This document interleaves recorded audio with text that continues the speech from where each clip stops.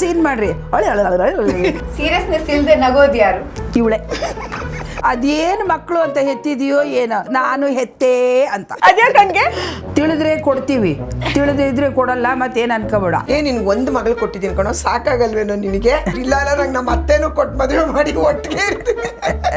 Serial ಮಾಡೋದಕ್ಕೆ, cinema ಮಾಡೋದಕ್ಕೆ ಈಗ ಫಸ್ಟು ಅಂತ ಇರಬೇಕು. ಟ್ಯಾಲೆಂಟು ಎರಡನೇ ಸರಿ ಬರುತ್ತೆ. ಇವಾಗ ಬರೀ ಕೂದಲು ಬಿಟ್ಕೊಳ್ಳೋದೆ. ಎಲ್ಲದಕ್ಕೂ ಆಳೋ ಪಾರ್ಟ್ ಇದ್ದರೂ ಕೂದಲು ಬಿಟ್ಕೊಂಡೇ ಹೇಳ್ತಾರೆ, ನಗೋ ಪಾರ್ಟ್ ಇದ್ದರೂ ಕೂದಲು ಬಿಟ್ಕೊಂಡೇ ನಗ್ತಾರೆ. ನಾವು ಸ್ವಿಮ್ಮಿಂಗ್ ಡ್ರೆಸ್ ಹಾಕ್ಕೊಂಡಿದ್ದೀವಿ, ಎಲ್ಲ ಸ್ಲೀವ್ಲೆಸ್ ಬ್ಲೌಸ್ ಆಗಲಿ, ಶಾರ್ಟ್ಸ್ ಆಗಲಿ ಎಲ್ಲ ಹಾಕ್ಕೊಂಡಿದ್ದೀವಿ. ಬಟ್ ಇವಾಗಿನವರು ಅದನ್ನೆಲ್ಲ ಮಾಡೋಕ್ಕೆ ನನಗೇ ಗೊತ್ತಿಲ್ಲದೆ ನಾನು ಬಾತ್ರೂಮಲ್ಲೆಲ್ಲ ಹೋಗಿ ಎಷ್ಟೊಂದು ಹತ್ತು ಬಂದು ಆಮೇಲೆ ಆ ಬಟ್ಟೆ ಹಾಕ್ಕೊಂಡಿದ್ದೀನಿ. ಆ ಸ್ವಿಮ್ಮಿಂಗ್ ಡ್ರೆಸ್ ಹಾಕ್ಕೊಂಡು ಆ ಸೀನಿಗೆ ಬರೋರು ಜನ ಆಕೆ ಬರ್ತಾಳಂದ್ರೆ ಟಿಕೆಟ್ ತೆಗೆದು ಆಕೆ ಬರೋ ಹೊತ್ತಿಗೆ ಬಂದು ಕೂತಿರೋ. ಸುಧೀರ್ ಅವ್ರು ಸತ್ತೋದ್ಮೇಲೆ ನಾಟಕದ ಕಂಪನಿನ ನಡೆಸಬೇಕು ಅಂತ ನನಗೆ ಆಯಿತು. ಕಂಪನಿ ಬಂದ್ ಮಾಡಿಬಿಡೋಣ, ನಾವಿನ್ನು ಬದುಕಿಗೆ ಏನಾದ್ರು ದಾರಿ ನೋಡ್ಕೊಳ್ಳೋಣ. ನಮ್ಮ ತರುಣ ಅದರಲ್ಲಿ ಟಿಕೆಟ್ ಕೊಡ್ತಿದ್ದ ಎಲ್ಲರಿಗೂ. ಅಡ್ವರ್ಟೈಸ್ಮೆಂಟಿಗೆ ಹೋಗ್ತಾ ಇದ್ದ, ಬನ್ನಿ ಬನ್ನಿ ನಾಟಕಕ್ಕೆ ಇವತ್ತು.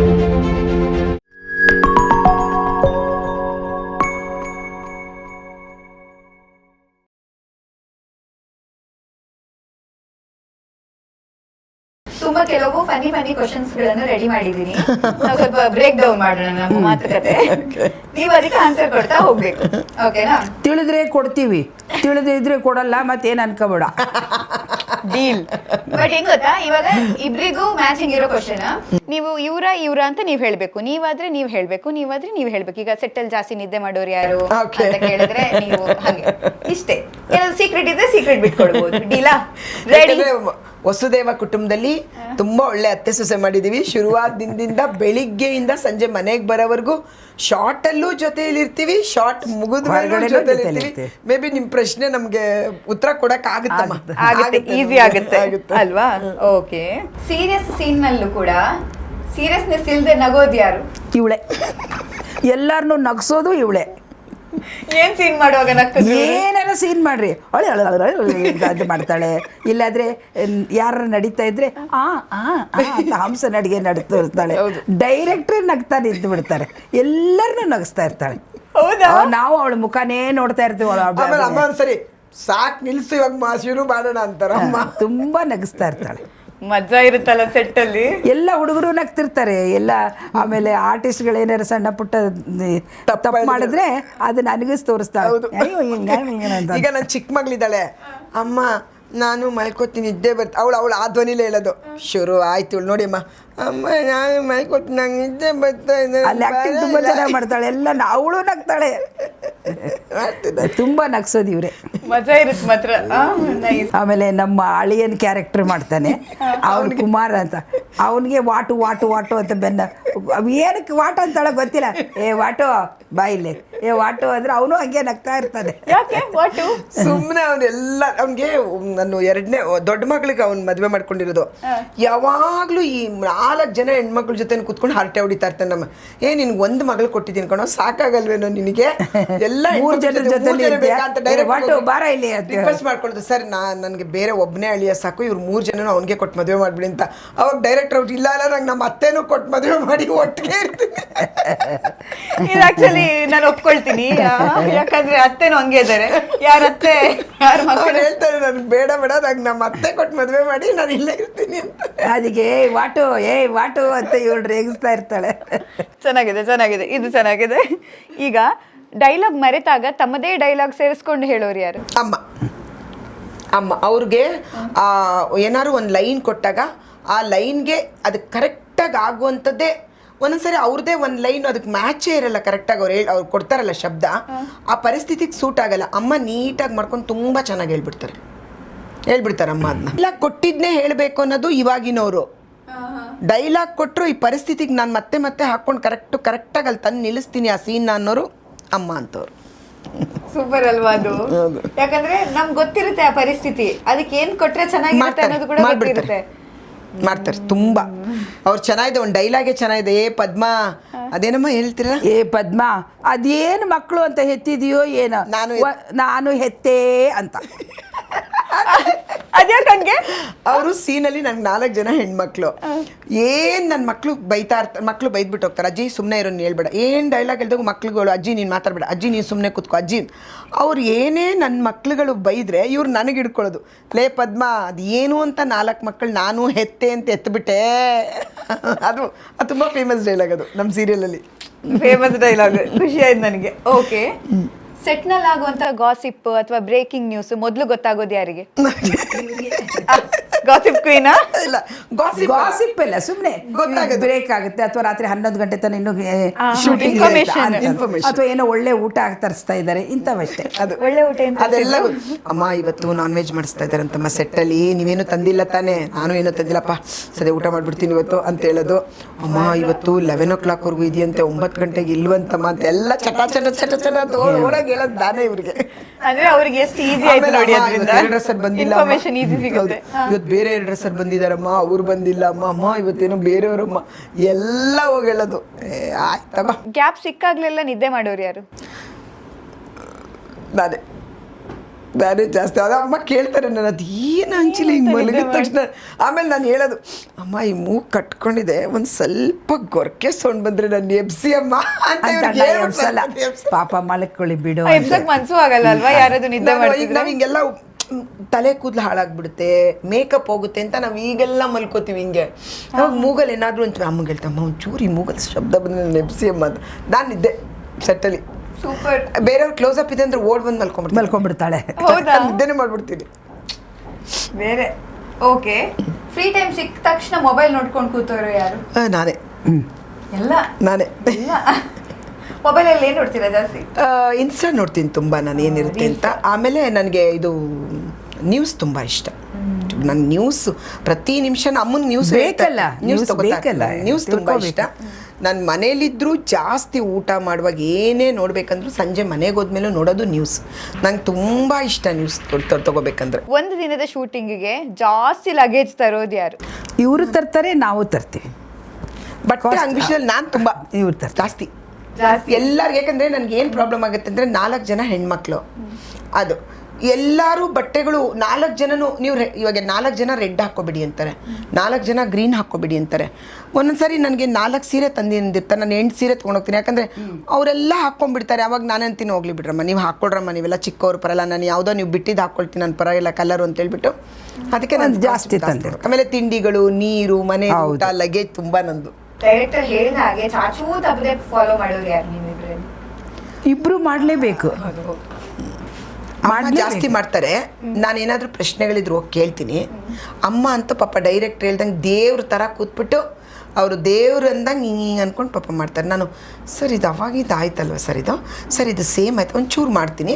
ಬಟ್ ಲಾಸ್ಟ್ ಟೈಮ್ ಹೇಳಿದ್ದೀನಿ, ಮತ್ತೆ ಹೇಳ್ಬೇಕು. ಅದು ಕ್ವಶನ್ಸ್ ಕೇಳ್ತಾಳೆ, ಅದು ಕ್ಲಾರಿಫಿಕೇಶನ್ ತಗೊಳ್ತಾಳೆ, ಒಳ್ಳೇದು. ಅವ್ರಿಗೆ ಪಾಲಿಸ್ತೀನಿ ಮಾತ್ರ. ನಮ್ಮಿಬ್ರು ಡೈರೆಕ್ಟ್ ಹೇಳೋದನ್ನೇ ಪಾಲಿಸೋದು ನಮ್ಮದು ಅಂತ. ನಾವು ಜಾಸ್ತಿ ಅವ್ರಿಗೆ ತೊಂದರೆ ಕೊಡಲ್ಲ ನಾವು ಸೆಟ್ಟಲ್ಲಿ. ಜಾಸ್ತಿ ತಿಂಡಿ ತಿನ್ನೋರು ಯಾರು?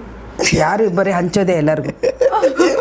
ಇಬ್ರು ಅಷ್ಟೇ ತಗೊಂಬರೋದು ಹಂಚೋದೆ ಜಾಸ್ತಿ. ದಿನ ಅಮ್ಮ ಅಂತೂ ನಿಜ ಹೇಳ್ಬೇಕಂದ್ರೆ ಅಮ್ಮ ನಂಗೆ ನೋಡೋಕ್ಕೋದ್ರೆ ದಿನ ಹಣ್ಣುಗಳು, ಒಂದು ಕಲ್ಲಂಗಡಿ ಅಂತಂದರೆ ಇಷ್ಟು ದೊಡ್ಡದು ತೊಗೊಂಡು ಬರ್ತಾರೆ, ಇಡೀ ಸೆಟ್ಟೇ ಕಟ್ ಮಾಡಿಕೊಡ್ಬೇಕು. ಹಲಸಿನಣ್ಣಂತೂ ಒಂದು ತಂದುಬಿಡ್ತಾರೆ. ನಾವೆಲ್ಲ ಕಟ್ ಮಾಡ್ಕೊಂಡು ಮನೇಲಿ 4-5 ಪೀಸ್ ಒಂದು ಹಲಸಿನಣ್ಣೆ ತಂದುಬಿಡ್ತಾರೆ ಅಮ್ಮ. ಆಮೇಲೆ ಒಂದಿಷ್ಟು ಚಕ್ಲಿಗಳು, ಒಂದಿಷ್ಟು ಪ್ರತಿದಿನ ಅಮ್ಮ ಸೆಟ್ಟವ್ರಿಗೆಲ್ಲ ಕೊಡೋಂಗೆ ಊಟ ತರ್ತಾರೆ. ಅದಕ್ಕೆ ಅನ್ನಪೂರ್ಣೇಶ್ವರಿ ಅಂತ ಅವ್ರಿಗೆ ಹೆಸರಿಟ್ಟಿದ್ದೀನಿ ನಾನು. ಸೆಟ್ಟಲ್ಲಿ ಅಮ್ಮನಿಗೆ ಅದನ್ನೇ ಕರೆಯೋದು ನಾನು. ಅವ್ರ ಕೈ ತುಂಬ ದೊಡ್ಡದು. ಊಟ ತಿಂಡಿಲಿ ಹಂಚೋದ್ರಲ್ಲಿ ಅಮ್ಮನ ನೋಡಿದ್ದೆ. ಅದು ಬಿಟ್ಟರೆ ಸುಂದರಮ್ಮನೂ ಅಷ್ಟೇ, ನಮ್ಗೆ ಇನ್ನೊಂದು ಅಜ್ಜಿ ಕ್ಯಾರೆಕ್ಟ್ರ್ ಮಾಡಿದ್ರಲ್ಲಿ ತುಂಬ. ಇವರೆಲ್ಲ ಅಂತೂ ಇವರು ತಾವು ತಿನ್ನಲ್ಲ, ಇನ್ನೊಬ್ರು ತಿನ್ನೋದನ್ನ ನೋಡಿ ಸಂತೋಷ ಪಡ್ತಾರೆ. ನಾನು ಹೇಳಿದ್ನಲ್ಲ, ಇವಾಗಿನವರೆಲ್ಲ ನಾವು ಇವ್ರನ್ನೆಲ್ಲ ನೋಡಿ ಕಲಿಬೇಕು ಅನ್ಸುತ್ತೆ ನನಗೆ ತುಂಬ. ನಾನು ತುಂಬ ಕಲ್ತಿದ್ದೀನಪ್ಪ ಇವ್ರುಗಳನ್ನ. ನಾನು ಯಾರ್ಯಾರು ಇವಾಗ ಸೀರಿಯಲ್ ಆ್ಯಕ್ಟ್ ಮಾಡ್ಕೊಂಬಂದಿದ್ನೋ ಅವ್ರ ಜೊತೆ ರಾಮಾಚಾರಿ ಇಲ್ಲಾಗಲಿ, ಲಕ್ಷ್ಮೀ ನಿವಾಸದಲ್ಲಿ ಆಗಲಿ, ಅವರೆಲ್ಲ ಜೊತೆ ಆ್ಯಕ್ಟ್ ಮಾಡಿರೋರು ಎಲ್ಲರೂ, ನನ್ನ ಅತ್ತೆ ಅಮ್ಮ ಮಾಡಿರೋರ್ನೆಲ್ಲ ನೋಡಿ ನಾನು ತುಂಬ ಕಲ್ತಿದ್ದೀನಿ ಅವ್ರಗಳ ಜೊತೆಲಿ. ಯಾಕಂದ್ರೆ ಯಾರು ಜಾಸ್ತಿ ಕೊಡ್ತಾ ಇರಲ್ವಾ, ಅವ್ರಿಗೆ ಜಾಸ್ತಿ ಬರ್ತಾ ಇರುತ್ತೆ. ಬರಲಿ, ಅಮ್ಮಂಗೆ ಬರಲಿ. ಯಾಕಂದರೆ ಯಾವತ್ತೂ ಅಷ್ಟೇ ಬಚ್ಚಿಟ್ಟಿದ್ದು ಪರರಿಗಂತೆ. ಅದರಿಂದ ಅಮ್ಮನಿಗೆ ದೇವರು ಬಚ್ಚಿಡಲ್ಲ. ಅವರು ಹಂಗೆ ಬಂದಿದ್ದು ಅಲ್ಲಲ್ಲೇ ಕೊಡ್ತಿರ್ತಾನೆ, ಭಗವಂತ ವಾಪಸ್ ಅವ್ರಿಗೆ ಕೊಡ್ತಾ ಇರ್ತಾನೆ. ಅವ್ರಿಗೆ ಆ ಗುಣ ಇದೆ ತುಂಬ. ಎಸ್ ಅದು ನಿಜ. ಬಟ್ ನನ್ಗೊಂದು ಕ್ಯೂರಿಯಾಸಿಟಿ, ಈಗ ಸೋಷಿಯಲ್ ಮೀಡಿಯಾ ಎಲ್ಲ ಬಂದಿದೆ, ಸೋಷಿಯಲ್ ಮೀಡಿಯಾ ಬಂದ್ಮೇಲೆ ಯಾರು ಒಂದ್ ಸ್ವಲ್ಪ ಫೇಮಸ್ ಆದ್ರೂ ಅವ್ರಿಗೆ ಜಾಸ್ತಿ ಫಾಲೋವರ್ಸ್ ಇದ್ರು ಕೂಡ ಈಗ ಅವರು ಸಿನಿಮಾಗೆ ಸೀರಿಯಲ್ಗೆ ಬರೋದು ಅದು ಜಾಸ್ತಿ ಆಗ್ತಾ ಇದೆ. ಸೊ ಹಾಗಾಗಿ ಕಷ್ಟಪಟ್ಟು ಬರ್ತೀನಿ ಅಂತ ಅನ್ನೋರು ಕೆಲವರಿಗೆ ಅವಕಾಶ ಸಿಗದೆ ಇರ್ಬೋದು, ಅಥವಾ ಈಸಿಯಾಗಿ ಅವಕಾಶ ಸಿಕ್ಕಿದ್ರು ಕೂಡ ಅವ್ರಿಗೆ ಟ್ಯಾಲೆಂಟ್ ಇರಬಹುದು. ಇದ್ರ ಬಗ್ಗೆ ಏನ್ ಅನ್ಸುತ್ತೆ ನಿಮ್ಗೆ? ಈಗ ಸೋಷಿಯಲ್ ಮೀಡಿಯಾ ಅನ್ನೋದು ಬೂಮಿಂಗ್ ಆಗಿ ರೀಲ್ಸ್ ಗಳೆಲ್ಲ ಬಂದು ಮುಂಚೆ ಹೇಗಿತ್ತು ಈಗ ಹೇಗಿತ್ತು ಅವಕಾಶಗಳು ಸಿಗುವಂತ ಒಂದು ಸಮಯ ಅಂದ್ರೆ? ಈಗ ಸಮಯ ಸೀರಿಯಲ್ ಮಾಡೋದಕ್ಕೆ, ಸಿನಿಮಾ ಮಾಡೋದಕ್ಕೆ ಈಗ ಫಸ್ಟು ಅಂದ ಇರಬೇಕು. ಅಂದ ಇದ್ರೇ ಮೊದಲು ಅವನು ಸೆಲೆಕ್ಟ್ ಮಾಡ್ತಾರೆ. ಅವರು ಒಂದು ದಿವಸ ದೊಡ್ಡ ಹೀರೋಯಿನ್ ಆಗ್ಬೋದು, ಇಲ್ಲ ಒಂದು ದಿವಸ ಡಬ್ಬ ಹೀರೋಯಿನ್ ಆಗ್ಬೋದು. ಬಟ್ ಅಂದ ನೋಡಿ ತಗೊಳ್ತಾರೆ. ಟ್ಯಾಲೆಂಟು ಎರಡನೇ ಸರಿ ಬರುತ್ತೆ. ಅದೇ ನಾವು ಕಲಿಸ್ಕೊಡ್ತೀವಿ ಅವರಿಗೆ ಅಂತಲೇ ಹೊಸಬರನ್ನೇ ತಗೊಳ್ತಾರೆ. ನಮ್ಮಲ್ಲಿ ಹಾಗಲ್ಲ, ಟ್ಯಾಲೆಂಟ್ ಫಸ್ಟ್ ಇರಬೇಕು, ಆಮೇಲೆ ಅಂದನ್ ಮಾಡ್ತಿದ್ರು. ದೊಡ್ಡ ದೊಡ್ಡ ವಿಗ್ಗಳು. ಶರ್ಮಿಳಾ ಠಾಗೂರ್ ಅವರು ಒಂದು ದಿವಸ ಹೇಳ್ತಾ ಇದ್ರು, ಒಂದು ಯಾವುದೋ ಪಿಕ್ಚರ್ಗೆ ನಾನು ಹಿಂದಿ ಆರ್ಟಿಸ್ಟ್ಗಳ ಬಗ್ಗೆ ತುಂಬ ಓದ್ತಾ ಇರ್ತೀನಿ, ಅವ್ರು ತಿಳ್ಕೊಳ್ತಾ ಇರ್ತೀನಿ. ಅವಾಗ ಅವ್ರ ಮುಖ ಸಣ್ಣದಿದೆ ಅಂದರೆ ಅವ್ರಿಗೆ ಇಷ್ಟು ದೊಡ್ಡ ದೊಡ್ಡ ವಿಗ್ಗಳು ಇಷ್ಟು ದೊಡ್ಡದು ಹಾಕ್ಬಿಟ್ಟು ಅವ್ರ ಮುಖ ಸಣ್ಣದು ಮೋಲ್ಡ್ ಮಾಡಿ ಆಕೆ ಟ್ಯಾಲೆಂಟ್ ತೆಗಿಯೋರು. ಇವಾಗ ಸೋಷಿಯಲ್ ಮೀಡಿಯಾದಲ್ಲಿ ಇವಾಗ ಬರೀ ಕೂದಲು ಬಿಟ್ಕೊಳ್ಳೋದೆ. ಎಲ್ಲದಕ್ಕೂ ಆಳೋ ಪಾರ್ಟ್ ಇದ್ದರೂ ಕೂದಲು ಬಿಟ್ಕೊಂಡೇ ಹೇಳ್ತಾರೆ, ನಗೋ ಪಾರ್ಟ್ ಇದ್ದರೂ ಕೂದಲು ಬಿಟ್ಕೊಂಡೇ ನಗ್ತಾರೆ. ಅದು ಆವಾಗ ಹಂಗಿಲ್ಲ, ಆವಾಗ ಪಾತ್ರಕ್ಕೆ ತಕ್ಕಂಗೆ ರೆಡಿ ಆಗಬೇಕು. ಅಲ್ಲ ಈಗೆಲ್ಲ ಸೋಷಿಯಲ್ ಮೀಡಿಯಾದಲ್ಲಮ್ಮ ಫಸ್ಟ್ ಸೋಷಿಯಲ್ ಮೀಡಿಯಾಗೆ ಹೋಗ್ತಾರೆ, ಇವ್ರಿಗೆ 100 ಫಾಲೋವರ್ಸ್ ಇದ್ದಾರೆ, 100K ಫಾಲೋವರ್ಸ್ ಇದ್ದಾರಾ, ಎಷ್ಟಿದ್ದಾರೆ ಅದನ್ನು ನೋಡಿಬಿಟ್ಟು ಇವಳನ್ನ ತೊಗೊಂಡ್ರೆ ನಮಗೆ ನಮ್ಮ ಸೀರಿಯಲ್ ಹೋಗುತ್ತೆ, ಸಕ್ಸಸ್ ಆಗುತ್ತೆ, ನಮ್ಮ ಸಿನಿಮಾ ಹೋಗುತ್ತೆ, ಅದನ್ನು ನೋಡಿ ತೊಗೊತಾರೆ. ಈಗ ಅವ್ರು ಇವಾಗ ಏನಿಲ್ಲಮ್ಮ, ಒಂದು 4-5 ರೀಲ್ಸ್ ಮಾಡಾಕಿ ಒಂದಷ್ಟು ವಿಡಿಯೋ ಮಾಡಾಕ್ಬಿಟ್ರೆ ಸೊ ಎಲ್ಲರೂ ಕಲಾವಿದ್ರೆ ಈಗ. ಬಟ್ ಅಮ್ಮ ಹೇಳ್ದಂಗೆ ಅದರಲ್ಲಿ ಒಂದು 3 ಜನ ಉಳ್ಕೋತಾರೆ ಕಲಾ ಸರಸ್ವತಿ ಸೇವೆ ಮಾಡೋಕ್ಕೆ, ಇನ್ನೊಂದು 6 ಜನ ಓಡ್ತಾನಂಗೆ ಅಷ್ಟೇ. ಯಾರು ಶಾಶ್ವತವಾಗಿ ಇರೋರು ಕಮ್ಮಿ ಆಗ್ತಾರೆ. ಉಳಿತಾರೆ ಅಷ್ಟೇ. ಅವಾಗೆಲ್ಲ ನಮ್ಮ ಡೈರೆಕ್ಟ್ಗಳು ನಮ್ಮನ್ನು ತಿದ್ದೋರು ಕರೆದ್ಬಿಟ್ಟು ಇದನ್ನೇ ಹೇಳಬೇಕು, ನೀನು ಇಲ್ಲೇ ನಿಂತ್ಕೊಂಡು ಹೇಳಬೇಕು, ನಿನ್ನ ಕತ್ತು ಈ ಕಡೆನೇ ಇರಬೇಕು. ನಮಗೆ ಡೈರೆಕ್ಟ್ರ್ ಅಂದರೆ ಒಂದು ಭಯ, ಅಂದರೆ ನಡುಗ್ಬಿಡ್ತಿದ್ವಿ ನಾವು ಡೈರೆಕ್ಟ್ರುಗಳನ್ನ ಕಂಡ್ರೆ. ಈಗ ನಾನು ಹೇಳ್ಕೊಡ್ತಿದ್ದೀನಿ, ನೀನು ಹೇಳ್ಕೊಂಡು ಹೋಗಮ್ಮ, ನೀನು ಹೌದು ಏನು ತಲೆ ಕೆಡ್ಸ್ಕೊಬೇಡಮ್ಮ, ನಾವು ಹೇಳ್ಕೊಡ್ತೀನಿ ಹೇಳ್ಕೊಂಡು ಹೋಗಮ್ಮ ಅಂತಾರೆ. ಆಮೇಲೆ ಎಷ್ಟೋ ಸರಿ ನಾವು ನೊಂದ್ಕೊತೀವಿ, ಅಯ್ಯೋ ದೇವ್ರೆ ಎಕ್ಸ್ಪ್ರೆಷನ್ನೇ ಸರಿಯಾಗಿ ಕೊಟ್ಟಿಲ್ಲ, ಅಯ್ಯೋ ಇನ್ನೊಂದು ಚೂರು ಆ್ಯಕ್ಟ್ ಮಾಡಬೇಕಿತ್ತು, ಇನ್ನೊಂದು ಚೂರು. ಅವಾಗೆಲ್ಲ ನಮಗೆಲ್ಲ ಗ್ಲಿಸ್ರಿನ್ ಹಾಕೊಳ್ಳೋ ಅಭ್ಯಾಸನೇ ಇಲ್ಲ. ಅವರಿಂಥ ಸೀನ್ ಕೊಟ್ಟಾಗ ನಮ್ಮನ್ನು ನಾವೇ, ನಮ್ಮ ಜೀವನಗಳೇ ನಮಗೊಂದು ಕತೆ, ನಮ್ಮ ಜೀವನಗಳನ್ನ ನೆನೆಸ್ಕೊಂಡಾಗೆ ನಮ್ಗೆ ಅಳು ಬಂದ್ಬಿಡ್ತಾಯಿತ್ತು. ಇವಾಗ ನೀವು ಅದೆಲ್ಲ ಏನು ಬೇಡ, ನಾನು ಹೇಳ್ಕೊಡ್ತೀನಿ ಹೇಳ್ಕೊಂಡು ಹೋಗಮ್ಮ ಅನ್ನೋ ಥರ ಬಂದುಬಿಟ್ಟಿದೆ ಇವಾಗ. ಅದೇ ಕಾಲಕ್ಕೆ ತಕ್ಕಂಗೆ ಹೊಂದ್ಕೋಬೇಕು ಅಂತ ನಾವು ಹಂಗೆ ಹೊಂದ್ಕೊಂಡು ಹೋಗ್ತಾ ಇದ್ದೀವಿ ಅಷ್ಟೇ. ಆಗಿನ ಕಾಲದಕ್ಕೂ ಈಗಿನ ಕಾಲದಕ್ಕೂ ಏನು ಬದಲಾವಣೆ ಆಗಿದೆ? ಈಗ ಮೇಕಪ್ಗಳಲ್ಲಿ ಏನು ಬದಲಾವಣೆ ಆಗಿದೆ, ಡ್ರೆಸ್ಸಿಂಗ್ ಸ್ಟೈಲಲ್ಲಿ ಜಾಸ್ತಿ ಏನು ಬದಲಾವಣೆಗಳಾಗಿದೆ, ಆ್ಯಕ್ಟಿಂಗ್ ಸ್ಟೈಲಲ್ಲಿ ಏನು ಬದಲಾವಣೆ ಆಗಿದೆ, ಅಥವಾ ನಿಮಗೆ ಕೊಡ್ತಿರುವಂಥ ಸ್ಕ್ರಿಪ್ಟ್ಗಳಾಗಿರಲಿ, ನೀವು ನೋಡ್ತಿದ್ದಂಥ ಕ್ಯಾಮ್ರಾಗಳಾಗಿರಬಹುದು. ಕ್ಯಾಮ್ರಾ ಬದಲಾವಣೆ ಆಗಿದೆ, ಕ್ಯಾಮ್ರಾ ಹೈ ಕ್ವಾಲಿಟಿ ಎಲ್ಲ, ಅದು ಲೇಟೆಸ್ಟ್ದು ಎಲ್ಲ ಆಗಿದೆ. ಕಾಸ್ಟ್ಯೂಮು ಈಗ ನಾನು ಬಡವಳು ಅಂದರೆ ಬಡವಳ ಸೀರೆನೇ ಉಡಬೇಕು, ಶ್ರೀಮಂತ ಸೀರೆ ಉಡೋಕ್ಕಾಗಲ್ಲ, ಕಾಸ್ಟ್ಯೂಮ್ ಇದಾಗಿಲ್ಲ. ಮೇಕಪ್ಪು ಅದೇ, ಈಗ ಬಡವಳು ಅಂತಂದರೆ ಆವಾಗ ತುಂಬ ಕಣ್ಣು ಹಿಂಗೆ ಬರ್ಕೊಂಡು ಲಿಪ್ಸ್ಟಿಕ್ ಹಿಂಗೆ ಹಚ್ಕೊಂಡು ಎಲ್ಲ ಮಾಡ್ತಿದ್ರು. ಈಗ ಹಂಗೆ ಅವಶ್ಯಕತೆ ಇಲ್ಲ, ಲೈಟಾಗಿ ಮೇಕಪ್ ಮಾಡಿದ್ರೆ ಕ್ಯಾಮ್ರಾ ಓಕೆ. ಒಳ್ಳೊಳ್ಳೆ ಕ್ಯಾಮ್ರಾಗಳು ಬಂದಿದೆ, ಒಳ್ಳೆ ಕ್ಯಾಮ್ರಾಗಳು ಬರುತ್ತೆ. ಆಮೇಲೆ ಆ ಟೈಮಲ್ಲಿ ಅಮ್ಮ ನಮಗೆ ಗೊತ್ತಿದ್ದಂಗೆ ಆ ಲೈಟ್ಗಳು ಎತ್ಕೊಂಡು ಬರೋಕ್ಕಾಗ್ತಿರ್ಲಿಲ್ಲ ಒಬ್ರು. ಹೌದಪ್ಪ, ಎಷ್ಟೋ ಹೆವಿ ಲೈಟ್ಗಳು. ಆಮೇಲೆ ಆ ವೈಟ್ ಇದಿರ್ತಿತ್ತಲ್ಲ, ಏನು ಇದಂತಿದ್ವಲ್ಲ, ಅಷ್ಟೆಲ್ಲ ಪಾಪ ಬೆಟ್ಟ ಗುಡ್ಡದಲ್ಲಿ ಶೂಟಿಂಗ್ ಇದ್ದಾಗ ತುಂಬ ಕಷ್ಟಪಡೋರು, ತಡ್ಕೊಳಕ್ಕಾಗ್ತಿಲ್ಲ. ಈಗೆಲ್ಲ ಅಷ್ಟು ಕಷ್ಟ, ಯಾರು ಲೈಟ್ ಕೆಲಸ ಮಾಡೋರು ಅಷ್ಟು ಕಷ್ಟ ಪಡಬೇಕಾಗಿಲ್ಲ ಇವಾಗ. ಆಮೇಲೆ ಒಳ್ಳೊಳ್ಳೆ ಕ್ಯಾಮ್ರಾ ಬಂದಿದೆ. ಇವತ್ತು ನನ್ಗೆ ಗೊತ್ತಿರೋಂಗೆ ಸುಮಾರಾಗಿರೋರ್ನು ನೀವು ಹಂಗೆಲ್ಲ ಅವಾಗಿನವ್ರ ಥರ ತಿದ್ದಿ ತೀಡಿ 3-4 ಕವರು ಮೈ ಕೈಗೆಲ್ಲ ಬಣ್ಣ ಹಾಕ್ಬಿಟ್ಟು ಮಾಡ್ಬೇಕಾಗಿ ಏನೂ ಇಲ್ಲ. ಕ್ಯಾಮ್ರಾಗೆ ಬಣ್ಣ ಹಾಕೊಂಡು ಮಾಡಿಸ್ಕೊಂಡು ಹೊಟ್ಟೋಗ್ತಾರೆ ಇವಾಗ. ಹಂಗೆ ಬಂದ್ಬಿಟ್ಟಿದೆ ಇವಾಗ. ಆ್ಯಕ್ಚುಲಿ ಟೆನ್ಷನ್ ಅಷ್ಟು ಬಂದಿದೆ ಇವಾಗ, ಏನು ಅಂತ ಟೆನ್ಷನ್ ಇಲ್ಲ. ಟೆಕ್ನಾಲಜಿ ತುಂಬ ಅಮ್ಮ ಹೇಳ್ದಂಗೆ ಈಗ ನೋಡೋಕೆ ಚೆನ್ನಾಗಿ ಕಂಡ್ಬಿಟ್ರೆ ಸಾಕಷ್ಟೆ. ನಾನು ಮೊನ್ನೆ ಯಾರಿಗೋ ಹೇಳ್ತಾ ಇದ್ದೆ ಅಮ್ಮ, ನಾವು ಅಷ್ಟು ಸಿನಿಮಾ ಆ್ಯಕ್ಟ್ ಮಾಡಿದಾಗ ನಾನು ಗ್ಲಾಮರಾಗೆ ಆ್ಯಕ್ಟ್ ಮಾಡೀನಿ ತುಂಬ ಸಿನಿಮಾದಲ್ಲಿ. ನಾವು ಸ್ವಿಮ್ಮಿಂಗ್ ಡ್ರೆಸ್ ಹಾಕ್ಕೊಂಡಿದ್ದೀವಿ, ಎಲ್ಲ ಸ್ಲೀವ್ಲೆಸ್ ಬ್ಲೌಸ್ ಆಗಲಿ ಶಾರ್ಟ್ಸ್ ಆಗಲಿ ಎಲ್ಲ ಹಾಕ್ಕೊಂಡಿದ್ದೀವಿ.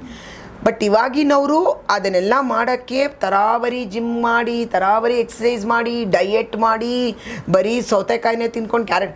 ದಟ್ ದೇವ್ರ ದಯದಿಂದ ಅಮ್ಮ ನಾವೆಲ್ಲ ಆ್ಯಕ್ಟ್ ಮಾಡುವಾಗ ನಾವು ಯಾವತ್ತೂ ಏನೂ ಮಾಡಿಲ್ಲ, ಭಗವಂತನ ಆಶೀರ್ವಾದ ಅಷ್ಟೇ. ನಾವೆಲ್ಲ ಹಾಗೆ ಕೆತ್ತಂಗೆ ಹಂಗೆ ಇದ್ವಿ ನಾವು. ನಮ್ಮ ಪರ್ಸನಾಲಿಟಿ ನಮ್ಗೆ ಅಷ್ಟೇ ಕರೆಕ್ಟಾಗಿತ್ತು ನಮಗೆ. ನೋಡಿ ಅದೇ ಲೈಫ್ ಸ್ಟೈಲ್ ಅಂತಾರೆ. ಇವಾಗ ಲೈಫ್ ಸ್ಟೈಲ್ ಪೂರಾ ಚೇಂಜ್ ಮನೆಗೆ ಹೋಗಿ ಊಟನೇ ಮಾಡ್ತಿದ್ವಿ, ಮನೆಗೆ ಹೋಗ್ಬಿಟ್ಟು ಚೆನ್ನಾಗಿ ಅನ್ನ ನಮ್ಮ ಕಲಿಸ್ಕೊಂಡು ನಾಟಕದಲ್ಲಿ ಒಂದು ನಾಟಕದಲ್ಲಿ ಒಂದು ಸ್ವಿಮ್ಮಿಂಗ್ ಪೂಲ್ ಡ್ರೆಸ್ ಹಾಕೊಂಡು ಬರಬೇಕಾಗಿತ್ತು. ಮೇರಿ ಅಮ್ಮ ಅಂತ ಒಬ್ಬರು ಇದ್ದರು, ಅವರು ಕರ್ರಿಗಿದ್ದರು. ನಾನು ಹಾಕ್ಕೊಂಡು ಮಾಡ್ತೀನಿ ಅಂತಂದರು. ಆ ಅಮ್ಮ ಎಷ್ಟು ಫೇಮಸ್ ಆದರು ಅಂದರೆ, ಆ ಅಮ್ಮ 8 ಗಂಟೆಗೆ ಬಂದು ಬಣ್ಣ ಹಚ್ಕೊಳ್ಳೋದು, ಕಾಲೆಲ್ಲ ಕರ್ರಿಗಿದೆ ಅಂತೇಳಿ ಆ ಬಣ್ಣ ಹಚ್ಕೊಂಡು ಆ ಸ್ವಿಮ್ಮಿಂಗ್ ಡ್ರೆಸ್ ಹಾಕ್ಕೊಂಡು ಆ ಸೀನಿಗೆ ಬರೋರು. ಜನ ಆಕೆ ಬರ್ತಾಳಂದರೆ ಟಿಕೆಟ್ ತೆಗೆದು ಆಕೆ ಬರೋ ಹೊತ್ತಿಗೆ ಬಂದು ಕೂತಿರೋ. ಸ್ವಿಮ್ಮಿಂಗ್ ಡ್ರೆಸ್ಸೇ ಹಾಕ್ತಿರ್ಲಿಲ್ಲ, ಅಂಥದ್ದು ಸ್ವಿಮ್ಮಿಂಗ್ ಡ್ರೆಸ್ ಹಾಕಿ ಬರ್ತಾಳಲ್ಲ ಇವಳು ಸ್ಟೇಜಿಗೆ. ಅಷ್ಟು ಬಣ್ಣ ಹಚ್ಕೊಂಡು ಅಷ್ಟು ಶ್ರದ್ಧೆಯಿಂದ ಬಂದರೆ ಅಷ್ಟು ಕ್ಲಾಪ್ಸ್ ಆ ಎಮ್ಮನಿಗೆ. ಅಷ್ಟು ಕಷ್ಟಪಡಬೇಕಾಗಿತ್ತು. ಈಗೆಲ್ಲ ಈಗ ಅಷ್ಟು ಕಷ್ಟಪಡಬೇಕಾಗಿತ್ತು. ಈಗ ಎಲ್ಲದಕ್ಕೂ ಅದಕ್ಕೆ ಒಂದು ಅದೇ ನಮ್ಮ ಟೈಮಲ್ಲಿ ಹೇಳಿದ್ನಲ್ಲ, ನಮಗೆ ಗೊತ್ತೇ ಇಲ್ಲ. ನಾವೆಲ್ಲ ಅಷ್ಟು ಸಿನಿಮಾದಲ್ಲಿ ಅಷ್ಟು ಗ್ಲಾಮರ್ ಪಾತ್ರ ಮಾಡಿದಾಗ ಯಾವತ್ತೂ ನಾವು ಜಿಮ್ಗೆ ಹೋಗಿದ್ವಿ, ವಾಕಿಂಗ್ ಹೋಗಿದ್ವಿ, ಆಮೇಲೆ ಡಯೆಟ್ ಮಾಡಿದ್ವಿ. ಕಾನ್ಸೆಪ್ಟ್ ಇತ್ತು ಅಂತ ಆದ್ರೂ ಗೊತ್ತಿದ್ಯಾ? ಇವತ್ತು ಒಂದ್ಸರಿ ನೋಡ್ಕೊಂಡಾಗ ಹೌದು ನಾವೆಲ್ಲ ನಮ್ದು ಕರೆಕ್ಟಾಗಿ ಸ್ವಿಮ್ಮಿಂಗ್ ಡ್ರೆಸ್ಗೆ ಏನು ಪರ್ಸನಾಲಿಟಿ ಬೇಕು ಅದೇ ಥರ ಇದೆ. ಏನು ಡ್ರೆಸ್ ಹಾಕ್ಕೊಂಡ್ವಿ ಎಲ್ಲ ಹಂಗೆ ಮ್ಯಾಚ್ ಆಗಿದೆ. ಯಾವತ್ತು ನಾವೇನು ಒಂದು ಸೌತೆಕಾಯಿನೂ ತಿಂದಿಲ್ಲ, ಕ್ಯಾರೆಟು ತಿಂದಿಲ್ಲ, ಏನೂ ತಿಂದಿಲ್ಲ. ಅಂದರೆ ದೇಹ ಹಂಗೆ ಮಾಡ್ಕೋತಿದ್ವಿ. ಇಷ್ಟು ಇವಾಗಿನಷ್ಟು ತಲೆಯಿಂದ ಕಾಲವರೆಗೂ ಕೆಲಸ ಕೊಟ್ಬಿಟ್ಟು ಇವಾಗ ಜಿಮ್ಗೆ ಹೋಗ್ತಾ ಇದ್ದೀವಿ ನಾವು. ನಿಜ ಹೇಳ್ಬೇಕಂದ್ರೆ ಈಗ ಮೇಂಟೈನ್ ಮಾಡಬೇಕು ಅನಿಸ್ತಿದೆ ಅವಾಗ ಕಂಪೇರ್ ಮಾಡ್ಕೊಂಡು. ಅವಾಗ ನ್ಯಾಚುರಲಾಗಿ ಹೊಟ್ಟೋಗ್ತಿತ್ತು ಜೀವನ.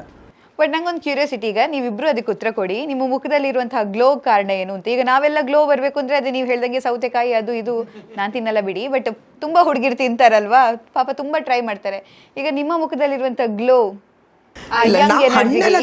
ಚೆನ್ನಾಗಲ್ಲಮ್ಮ. ನನ್ನ ಮುಖದಲ್ಲಿ ಎಲ್ಲಿ ಗ್ಲೋ ಇದೆ? ಇಲ್ಲಿದೆ. ನಾನು ಕರೆಕ್ಟ್ ಹೇಳ್ದೆ ತಾನೆ, ಗ್ಲೋ ಇದೆ ತಾನೆ. ತುಂಬಾ ಇಲ್ಲ ಅವ್ರ ಏಜ್ಗೆಲ್ಲ ಒಂಚೂರು ರಿಂಕಲ್ಸ್ ಬಂದಿಲ್ಲ, ಸ್ಕಿನ್ ಇದಾಗ್ಲಿಲ್ಲ, ಅವ್ರು ನ್ಯಾಚುರಲ್ ಆಗಿ ಚೆನ್ನಾಗಿದ್ದಾರೆ ಅವರು. ಇಲ್ಲ ನಾವೆಲ್ಲ ಆಮೇಲೆ ಫಸ್ಟ್ ಚಂದನ ಇಲ್ಲಿ ಇಟ್ಕೋಬೇಕು ನಾವು ಅಲ್ವಮ್ಮ. ನಾವು ಚೆನ್ನಾಗಿ ಇಟ್ಕೊಂಡ್ರೆ ಇಲ್ಲಿ ಇರುತ್ತೆ. ಆಮೇಲೆ ಇಲ್ಲ ನಾವು ಈಗ ಸ್ವಲ್ಪ ಎಲ್ಲ ಈಗ ಒಂಚೂರು ಊಟಗಳೆಲ್ಲ ತುಂಬಾ ಇದಿರುತ್ತೆ ಅಂತ ಒಂಚೂರು ಹಣ್ಣುಗಳು ತಿನ್ಕೊಳ್ಳೋದು, ಹಣ್ಣಿಗೆ ಮಾಡ್ಕೊಳ್ತೀವಿ ನ್ಯಾಚುರಲ್ ಆಗಿ. ಬಟ್ ಬೇರೆ ಏನು ಹಂಗೆ ಮುಖಕ್ಕೆಲ್ಲ ಬಣ್ಣ ಆಗಿಲ್ಲ. ಕೇಳ್ರಿ ಅವಳಿಗೆ ಬೆಳಗ್ಗೆಯಿಂದ ಮುಖಾನೇ ತೊಳೆಯಲ್ಲ ನಾನು. ಸೊ ನಾವು ಸ್ವಲ್ಪ ಎಲ್ಲ ಇವಾಗ ನಾನು ನಿಜ ಹೇಳ್ಬೇಕಂದ್ರೆ ನಾನು ಯಂಗಾಗಿ ಆ್ಯಕ್ಟ್ ಮಾಡಬೇಕಾದ್ರೆ ಹೀರೋಯಿನ್ ಆಗಿ ಮಾಡಿದಾಗೆ ನಾನು ಅದ್ರ ಬಗ್ಗೆ ತಲೆ ಕೆಡಿಸ್ಕೊಂಡಿಲ್ಲ. ಈಗೆಲ್ಲ ಒಂದು ಸ್ವಲ್ಪ ಅಂದರೆ ನಾನು ಹೊರಗಡೆದು ಏನೂ ತಿನ್ನಲ್ಲ. ನನ್ನ ಮುದ್ದೆ ಅಮ್ಮನ ಕೇಳಿ ನೀರು ಮುದ್ದೆ ಕೊಟ್ಟುಬಿಟ್ರೆ ಅಮೃತ ಅಂತ ತಿಂತಾಳೆ.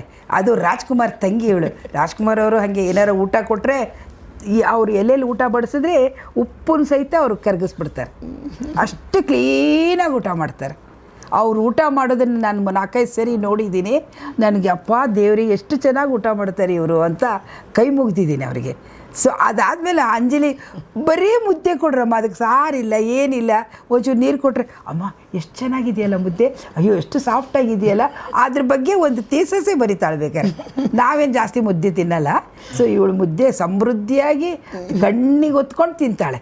ಅದಕ್ಕೆ ದೇವ್ರು ಅವಳನ್ನು ಚೆನ್ನಾಗಿಟ್ಟಿರೋದು. ನನಗೆ ಆ ಊಟ ಬೇಕಂತ ಏನಿಲ್ಲ, ನನಗೆ ಸೆಟ್ಟಲ್ ಅದೇ ಏನಿರುತ್ತೆ ತಿಂತಾಳೆ. ಮುದ್ದೆ ಇಷ್ಟಪಡ್ತಾಳೆ, ಮುದ್ದೆ ಬೇಕು ನನಗೆ. ನಾನು ಹೇಳ್ತಿರ್ತೀನಿ ಮುದ್ದೆಗೆ ಮೇಡಮ್ ಸಾಂಬಾರು ಚೆನ್ನಾಗಿಲ್ಲ ಅಂದರೆ ನೀರು ತೊಗೊಂಬಂಡ್ರೆ ಉಪ್ಪಿನಕಾಯಿ ಕಲಸ್ರು, ಅದಕ್ಕೆ ಉಪ್ಪಿನಕಾಯಿ ನೀರು ಉಪ್ಪು ಹಾಕೊಂಡು ಅದರಲ್ಲೇ ಒಂದು ಮುದ್ದೆ ತಿನ್ಕೊಂಡ್ಬಿಡ್ತೀನಿ ನಾನು. ಉಪ್ಪಿನಕಾಯಿ ನೀರು ಯಾವುದಕ್ಕೂ ಇದು ಕೂಡ ಅದನ್ನೇ ಉಪ್ಸಾರು ಅನ್ಕೋತೀನಿ ನಾನು ಕಲ್ಪನೆ ಮಾಡ್ಕೋತೀನಿ. ಸೆಟ್ಟಲ್ಲಿ ಏನಾದರೂ ಮೇಡಮ್ ಸಾಂಬಾರಿಲ್ಲ, ಅದು ತಂದಿದ್ದೀವಿ, ಸಾಗು ತಂದಿದ್ದೀವಿ, ಆಲೂಗೆಡ್ಡೆ ಸಾಗುದು ಅದೆಲ್ಲ ಗೊಜ್ಜೆಲ್ಲ ತಂದಿದ್ವಿ ಅಂದರೆ ನಂಗೆ ಆ ಮಸಾಲೆ ಗರಂ ಮಸಾಲೆ ಎಲ್ಲ ಇಷ್ಟ ಆಗಲ್ಲ. ಅದಕ್ಕೆ ಉಪ್ಪಿನಕಾಯಿನೇ ಒಂಚೂರು ಜಾಸ್ತಿ ಇಸ್ಕೊಂಡು ನೀರು ಹಾಕ್ಬಿಟ್ಟು ಒಂಚೂರು ಉಪ್ಪು ಹಾಕ್ಬಿಟ್ಟು ಅದನ್ನು ಉಪ್ಸಾರು ಅಂದ್ಕೊಂಡ್ಬಿಡ್ತೀನಿ ನಾನು. ಅಂದ್ಕೊಂಡು ಆ ಮುದ್ದೆನೇ ಒಂದು ಮುದ್ದೆ ತಿನ್ಬಿಟ್ಟು ನಾನು ಸೆಟ್ಟಲ್ಲಿ ಅಷ್ಟೇ. ಇವಳು ಇಷ್ಟು ಶ್ರೀಮಂತಿಕೆಯಿಂದ ಕಾಣ್ತಾ ಇದ್ದಾಳಲ್ಲ, ಊಟದಲ್ಲಿ ಭಾಳ ಬಡವಳು. ಏನಿದ್ರು ತಿಂತಾಳೆ. ಅದರಲ್ಲೂ ನಾನೇನಾರು ಒಂಚೂರು ಒಯ್ದ್ರೆ ಅಮ್ಮ ಎಷ್ಟು ಚೆನ್ನಾಗಿದೆ, ಸೊಪ್ಪಿನ ಪಲ್ಯ ಒಯ್ದಿರ್ತೀನಿ, ಅಮ್ಮ ಎಷ್ಟು ಚೆನ್ನಾಗಿದೆ ಸೊಪ್ಪಿನ ಪಲ್ಯ ಅಂತ ಕಣ್ಣಿಗೆ ಹೊತ್ಕೊಂಡು ತಿಂತಾಳೆ. ಅದೇ ಅವಳು ಅನ್ನದಾತೆ ಅವಳನ್ನು ಕಾಪಾಡ್ತಾ ಇರೋದು. ಊಟದ ಬಗ್ಗೆ ನಾನು ಎಲ್ಲೂ ಜಾಸ್ತಿ ನನಗೇನಿಲ್ಲ, ಒಂದು ಉಪ್ಸಾರು, ಒಂದು ಮುದ್ದೆ, ಸೊಪ್ಪಿನ ಪಲ್ಯ. ಈಗಲೂ ಅಷ್ಟೇ ಬರುವಾಗ ಅಮ್ಮ ಊಟ ಆಯ್ತಾ ಅಂದರು, ಏನೋ ಊಟ ತರಬೇಕು ನಿನಗೆ, ನೀನು ತಿನ್ನಲ್ಲ ಅಂತ ತಂದಿಲ್ಲ, ಗಾಡಿಲೆಲ್ಲ ಹೋಗ್ತಾ ಅಂದರು. ಚೆನ್ನಾಗಿ ಒಂದು ಉಪ್ಸಾರು ಮಾಡ್ಕೊಂಡು ಇವಾಗ ಒಂದು ಮುದ್ದೆ ತಿನ್ಬಿಟ್ಟು ಬಂದ್ಬಿಟ್ಟೆ. ಅಮ್ಮಂಗೆ ಹೇಳಿದೆ ಬರ್ಬೇಕಾದ್ರೆ ಒಂದು ದಪ್ಪ ಮುದ್ದೆ ತಿನ್ಬಿಟ್ಟು ಬಂದ್ಬಿಟ್ಟೆ. ಸಾಯಂಕಾಲವರೆಗೂ ಅವಳು ಹೇಳೋದು ನಮ್ಮ ಬಾಯಲ್ಲಿ ನೀರು ಬರ್ತಾ ಇರುತ್ತೆ. ಇವಾಗ ನಂಗೆ ತುಂಬ ಇಷ್ಟ ಮುದ್ದೆ ಉಪ್ಸಾರು. ನಂಗೆ ಅದೊಂದು ಊಟದ ಮುಂದೆ ನನಗೆ ಆ ಭಗವಂತ ಅಮೃತ ತಂದುಕೊಟ್ರು, ನನಗಿದೇ ಅಮೃತ. ನನಗೆ ಹೊಟ್ಟೆ ತುಂಬ ಊಟ ಮಾಡ್ಕೋತೀನಿ. ನೀವೆಲ್ಲ ಈಗಿದ್ದೀರಾ, ಮೇಂಟೈನ್ ಮಾಡಿದಂತೆ ಮೇಂಟೈನ್ ಮಾಡೋಕ್ಕೆ ಅಂದರೆ ಇವಾಗಿಂದ ಒಂದು ಏಜ್ಗೆ ಒಂಚೂರು ಯೋಗ ಬೇಕೇ ಬೇಕು. ಯೋಗಾಗೆ ಹೋಗ್ತೀನಿ, ಎಕ್ಸಸೈಸ್ಗೆ ಹೋಗ್ತೀನಿ. ಅದಲ್ಲದೆ ಊಟ ಅಂದರೆ ನಾನು ಹೊರಗಡೆ ಊಟ ತುಂಬ, ಯಾವಾಗಾದ್ರು ಫ್ರೆಂಡ್ಸ್ ಬಂದರೆ, ನಮ್ಮ ಕಿಟ್ಟಿ ಪಾರ್ಟಿ ಇದ್ದರೆ ಆ ಥರ ಟೈಮಲ್ಲಿ ಮಾತ್ರ ಆ ಥರ ಊಟ. ಅದೇ ಶೂಟಿಂಗಲ್ಲೂ ಕೂಡ ಏನೂ ತಲೆ ಕೆಡಿಸ್ಕೊಳ್ಳೋಣ. ಮಧ್ಯಾಹ್ನ ಒಂದು ಊಟ ತಂದು ಕೊಡ್ತಾರೆ, ಒಂದು ಮುದ್ದೆ ತಿಂದು ಒಂದು ಕಪ್ ಮೊಸರು ತಿಂದರೆ ನಂದು ಊಟ ಮುಗ್ದೋಯ್ತು ಅಷ್ಟೇ. ಇಲ್ಲ ಅಯ್ಯೋ ಆ ಥರದ್ದೆಲ್ಲ ಅಭ್ಯಾಸನೇ ಇಲ್ಲ. ನೋ, ತುಂಬ ನಮ್ಗಿಷ್ಟ ಇಲ್ಲ, ನಮ್ಗಿಷ್ಟ ಇಲ್ಲ. ಯಾರಾದರೂ ಹುಡುಗಿಯರು ಇವಾಗ ಮೊನ್ನೆ ಪಾಸ್ತಾ ತಂದಿದ್ದು, ನನ್ನ ಜೀವನದಲ್ಲೇ ತಿಂದಿಲ್ಲ. ಇಷ್ಟೇ ನೋಡಿದ್ರೆ ನಂಗೆ ಇಷ್ಟ ಆಗಲಿಲ್ಲ, ಬೇಡಮ್ಮ ನನಗೆ. ಅಮ್ಮ ಈಗೆಲ್ಲ ಇದೇ ತಿನ್ನೋದು ಅಂದರೆ ನೀವು ತಿನ್ನಿರಿ, ನಾನು ತಿನ್ನಲ್ಲ ಅಂತ. ನನ್ನ ಮಗಳು ಪಾಸ್ತಾ ಮಾಡುವಾಗ ನಾನೇನು ಮಾಡ್ತಿದ್ದೆ, ಮಾಮೂಲಿ ಈರುಳ್ಳಿ ಇದೆಲ್ಲ ಹಚ್ಚಾಕ್ಬಿಟ್ಟು ಮಾಡ್ತಾಯಿದ್ದೆ. ಅಮ್ಮ ನೀನು ಏನು ಪಾಸ್ತಾನು ನೀನು ಗೌಡ್ರ ಥರ ಮಾಡ್ತಿದ್ದೆ, ಬೇಡಮ್ಮ ನನಗೆ, ಬೇಡಮ್ಮ ನನಗೆ. ಇಲ್ಲ ಖಂಡಿತ ನಮಗೆಲ್ಲ ಊಟ ಅಂದರೆ ಅಷ್ಟಿದ್ರೆ ಸಾಕಷ್ಟು. ಕಲೆ ಅನ್ನೋದು ಸೇವೆ ಅಂತ ಹೇಳ್ತಾರೆ ನಾವು. ಕಲಾ ಸೇವೆ ಮಾಡ್ತೀವಿ ನಾವು ಅಂತ, ಜನರನ್ನ ಖುಷಿ ಪಡೋದಕ್ಕೆ, ಜನರನ್ನ ಖುಷಿ ಪಡಿಸೋದಕ್ಕೆ, ಅವರಿಗೆ ಮನೋರಂಜನೆ ನೀಡೋದಕ್ಕೆ ನಾವು ಬೇರೆ ಬೇರೆ ಪಾತ್ರಗಳಾಗ್ತೀವಿ. ಬೇರೆ ಬೇರೆ ಪಾತ್ರಗಳಾಗಿದ್ದರೂ ಕೂಡ ನಮ್ಮ ಮನಸ್ಸಲ್ಲೊಂದು ನೋವಿರುತ್ತಲ್ಲ, ಅದನ್ನು ಬದಿಗಿಟ್ಟು ಪಾತ್ರಗಳನ್ನು ಮಾಡ್ತೀವಿ. ಆದರೆ ಹೇಳಿ ಅಮ್ಮ, ಒಂದ್ಸಲ ತುಂಬ ನೋವಾಗಿತ್ತು ಆದರೂ ಒಂದು ಪಾತ್ರ ಮಾಡಿದ್ದೀನಿ ಅನ್ನೋದು ಯಾವುದಾದೊಂದು ಘಟನೆ. ಅದೇ ಸುಧೀರ್ ಅವ್ರು ಸತ್ತೋದ್ಮೇಲೆ ನಾಟಕದ ಕಂಪನಿನ ನಡೆಸಬೇಕು ಅಂತ ನನಗೆ ಆಯಿತು. ಸುಧೀರ್ ಅವ್ರದ್ದು ಒಂದು ಕನಸಿತ್ತು, ನಾಟಕದ ಕಂಪನಿಯಲ್ಲೇ 40 ಜನ ಕಲಾವಿದರು ಬದುಕಬೇಕು, ಅವ್ರ ಮಕ್ಕಳಿಗೆ ಕಲಾವಿದರನ್ನ ಮಾಡದೆ ಒಳ್ಳೆ ಎಜುಕೇಷನ್ ಕೊಟ್ಟು ವಿದ್ಯಾವಂತರನ್ನ ಮಾಡಬೇಕು ಅಂತ ಒಂದು ಕಾನ್ಸೆಪ್ಟ್ ಇತ್ತು. ನನಗಿಷ್ಟ ಇರಲಿಲ್ಲ. ಏನು ಕಲಾವಿದರು ನಾಟಕ ಕಂಪನಿ ಅಂತಾರೆ ಇವರು, ಆ ತಗುಡು, ಆ ಲೈಟು, ಏನಿದು. ಈಗ ಸಿನಿಮಾ ಇಂಡಸ್ಟ್ರಿಯಲ್ಲಿ ಚೆನ್ನಾಗಿದ್ದಾರೆ, ಸಿನಿಮಾ ಪಾರ್ಟ್ ಮಾಡಿ ಬರ್ತಾರೆ, ದುಡ್ಡು ತೊಗೊಂಡು ಬರ್ತಾರೆ, ಇಬ್ಬರು ಗಂಡು ಮಕ್ಕಳಿದ್ದಾರೆ, ಸಾಕು ನಮಗೆ, ಇಷ್ಟಕ್ಕೆ ನಾನು ತೃಪ್ತಿಯಾಗಿದ್ದೀನಿ ಅಂತ ನನ್ನ ಕನಸು. ಸುಧೀರ್ ಅವ್ರ ಕಂಪ್ನಿ ಮಾಡಿ ಒಂದು 8 ತಿಂಗಳಾಗಿತ್ತು.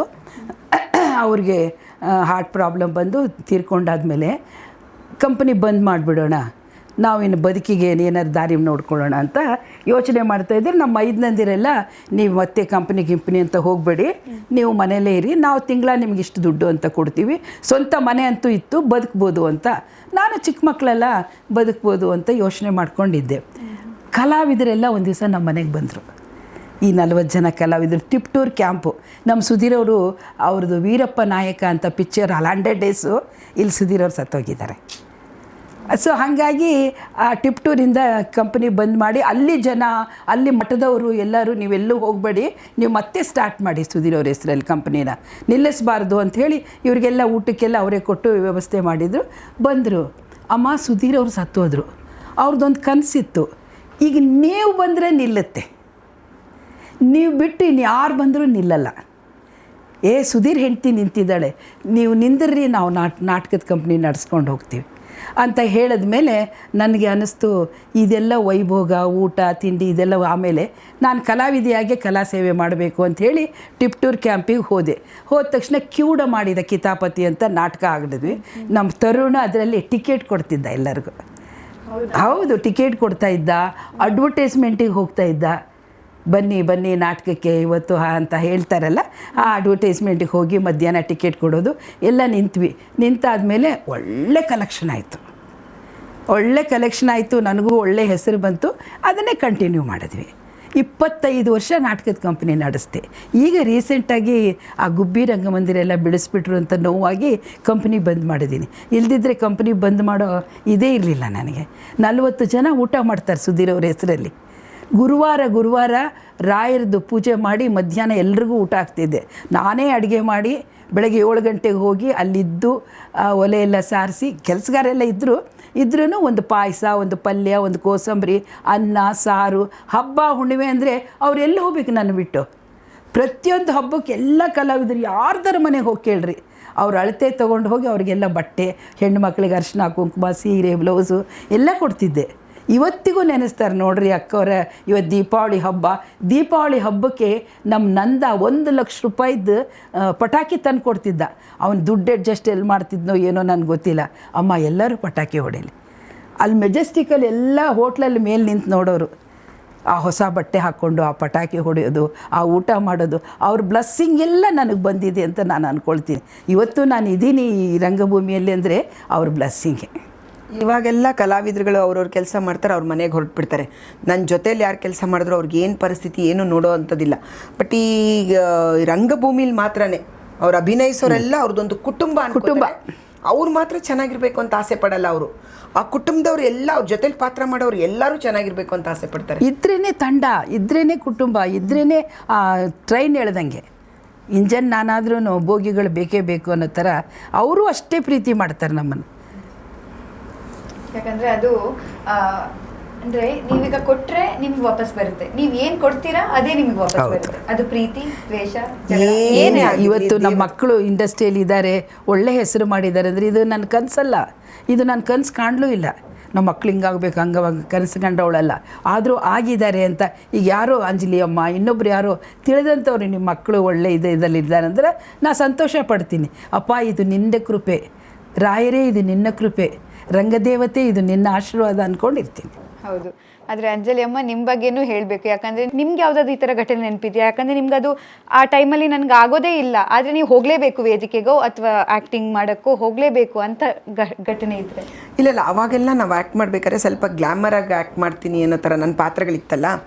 ಅವಾಗ ಏನಾಗ್ತಿತ್ತು, ಆ ಪಾತ್ರನ ಫಸ್ಟ್ ಆ್ಯಕ್ಟ್ ಮಾಡುವಾಗ ಗೊತ್ತಾಗ್ತಿರ್ಲಿಲ್ಲ, ವಯಸ್ಸು ಚಿಕ್ಕದಿತ್ತು. ಆಮೇಲೆ ಇದನ್ನು ತೊಗೋಬೇಕಾ ತೊಗೋಬಾರ್ದಾ ಅಂತ ಗೊತ್ತಾಗ್ತಿದ್ಲು. ಎಲ್ಲ ಪಾತ್ರನ ತೊಗೊಂಡ್ಬಿಟ್ಟು ಆ್ಯಕ್ಟ್ ಮಾಡಿಬಿಡ್ತಾಯಿದ್ದೆ. ಪರಿಸ್ಥಿತಿನೂ ಹಂಗೆ ಇತ್ತು, ಅವಾಗ ಕಷ್ಟ ಇತ್ತು. ಸೊ ಕಲಾವಿದ್ರಿಗೆ ಅವಾಗ ಏನಾಗುತ್ತೆ ಅಂದರೆ ಒಂದು ಮನೇಲಿ ಒಬ್ಬ ಕಲಾವಿದೆ ದುಡಿದ್ರೆ ಇಡೀ ಕುಟುಂಬ ಊಟ ಮಾಡೋಕ್ಕೆ ಜೀವನ ಕಟ್ಕೊಳ್ಳೋಕೆ ಒಂದು ಆಧಾರ ಆಗುತ್ತೆ. ಪ್ರತಿ ಕಲಾವಿದ್ರದ್ದು ಎಲ್ಲರ ಮನೆಯದು ಒಂದು ಕತೆ ಇದ್ದೇ ಇರುತ್ತೆ.